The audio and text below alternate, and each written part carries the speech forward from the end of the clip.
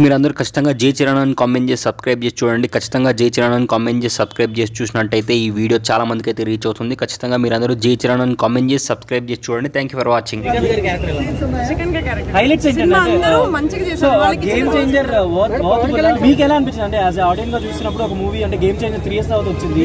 So అంత high budget film so ఎలా అనిపించింది మీకు చూడగానే? సినిమా బాగుందండి, నాకు చూడడానికి నచ్చింది, బాగుంది.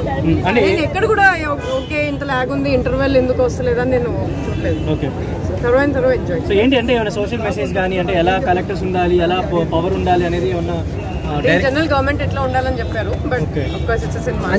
సో ఒక కలెక్టర్ కి ఎప్పుడు పడితే అప్పుడు హెలికాప్టర్ వచ్చేస్తుంది అని చెప్పేసి సినిమాటిక్ లిబర్టీ అండి, అదే cinematic Liberty. So normal collector ఇలా రాదని చెప్పేసి చాలా మంది చెప్తున్నారు. అదే మనకి నార్మల్ సీఎం కూడా నార్మల్ సీఎం లాగా ఉన్నాడు, నార్మల్ పోలీస్ లాగా ఉన్నాడు. జస్ట్ సినిమాటిక్ లిబర్టీ చూసి మర్చిపోవాలి. థ్యాంక్ యూ అబో ఎవరే సినిమా అని చెప్తున్నాను ఫస్ట్ గానే చెప్పేస్తున్నా. దానికి తోడు మన తమన్ గారు చాలా కష్టపడే సినిమాకి బ్యాక్గ్రౌండ్ స్కోర్ ప్రతి ఫ్రేమ్లోనూ కూడా అది ఎమోషన్ అవనే ఎలివేషన్ కానీ లేదంటే ఒక నార్మల్ సీన్ అవని ఎందులోనూ కూడా బ్యాక్గ్రౌండ్ అయితే చాలా బాగా ఇచ్చారు.